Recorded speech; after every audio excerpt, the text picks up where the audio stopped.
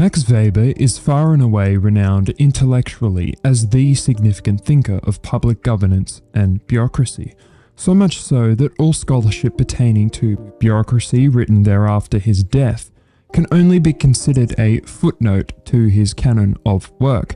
Weber traces the benefits of bureaucratic institutions in bringing forward its productive, rational, and mechanized functionalities unknown to earlier forms of public administration.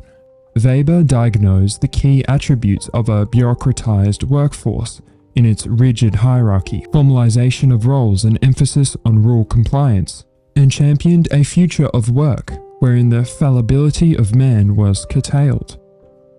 In Franz Kafka's remarkable novel, The Castle, we meet the protagonist, known only as K, who seeks work as a land surveyor in a village administered by a mysterious bureaucratic institution, the castle. K, quickly swept up in the procedural indifference of the village, navigates his way through the labyrinth of public servants, seemingly each walking on the spot, the vague and arbitrary rules that pervade work-life affairs, and the complete and inherent lack of sustained meaning to the village's and its inhabitants' existence. The castle becomes to K an abstract entity, lost in any tangible meaning by the incoherence and impossibility of what is meant to be a rational system. The Castle is not the only work Kafka would write depicting his opposition to bureaucratic management.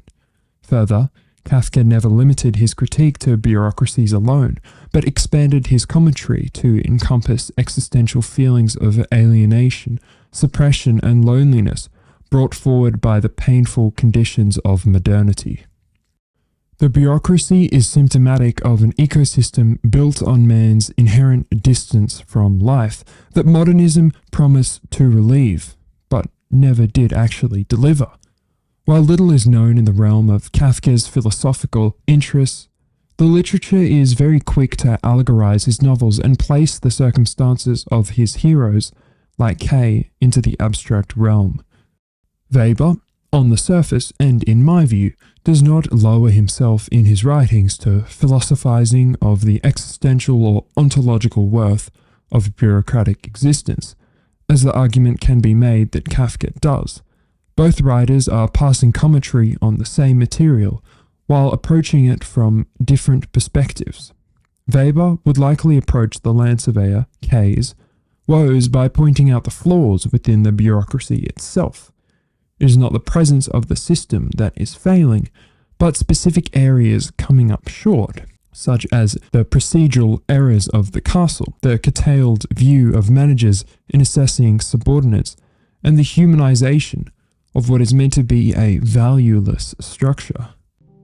The burgeoning legal rational model of legitimacy that Weber saw in Western society was something he attempted to harmonize and explicate in his works. Kafka sought commentary on this same phenomenon, which marks a mutual recognition between both writers of the nihilism rooted in contemporary political and social institutions, this inescapable tragedy of the system that constrains the individual while imbuing alienation and loneliness. Weber accepted a system of existence with an arm of bureaucracy, and thus here he makes acknowledgement of the inability of the legal rational model to fully cultivate the human spirit. Overly bureaucratizing the totality of life leaves us small and cold, but according to Weber, we ought not shed this sphere entirely. Kafka transcends any balance altogether, and in my interpretation at least falls strongly on the side of Weber's ethics of responsibility. While Kafka is very weak in a positive philosophy, he does advance treatment of life with a value freedom and a non-scientific embrace of the subjectivity of existence. The deontological worth of norms, institutions, and values begins to fall away here in this absurd world championed by Kafka. A Weberian responsibility ethics allows for deeper contemplation of life's contingencies. As K realizes in The Castle, the forces that govern the world are horrific, faceless, and inherently constrictive. The extent to which these pains are ontological remain to be seen, and hardly can be considered at the centre of inquiry for either Weber or Kafka.